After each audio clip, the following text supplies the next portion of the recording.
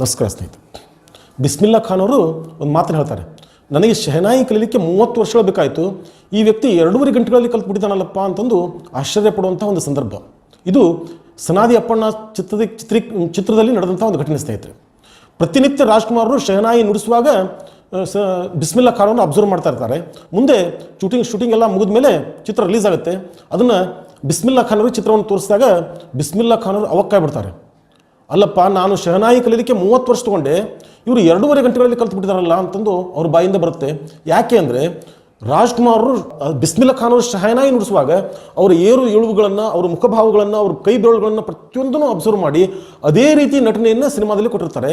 ಆ ಸಿನಿಮಾ ನೋಡಿದ್ರೆ ಬಿಸ್ಮಿಲ್ಲಾ ಖಾನ್ ಅವರಿಗೆ ಡೌಟ್ ಆಗಿಬಿಡುತ್ತೆ, ಶಹನಾಯಿ ನಾನು ನುಡಿಸಿದನು ಅಥವಾ ರಾಜ್ಕುಮಾರ್ ಅವರೇ ಶಹನಾಯಿ ಮತ್ತೊಮ್ಮೆ ನುಡಿಸಿದಾರೋ ಅನ್ನೋಂಥ ಡೌಟ್ ಬರುತ್ತೆ. ಆದ್ದರಿಂದ ಈ ಮಾತನ್ನು ಅವ್ರು ಹೇಳ್ತಾರೆ ಸ್ನೇಹಿತರೆ. ಲೆಜೆಂಡ್ ಅನ್ನೋದು ಯಾಕೆ ಅನ್ನೋದು ಗೊತ್ತಾಯ್ತಲ್ಲ ಸ್ನೇಹಿತರೆ ರಾಜ್ಕುಮಾರ್ ಅವರು. ನಮಸ್ಕಾರ.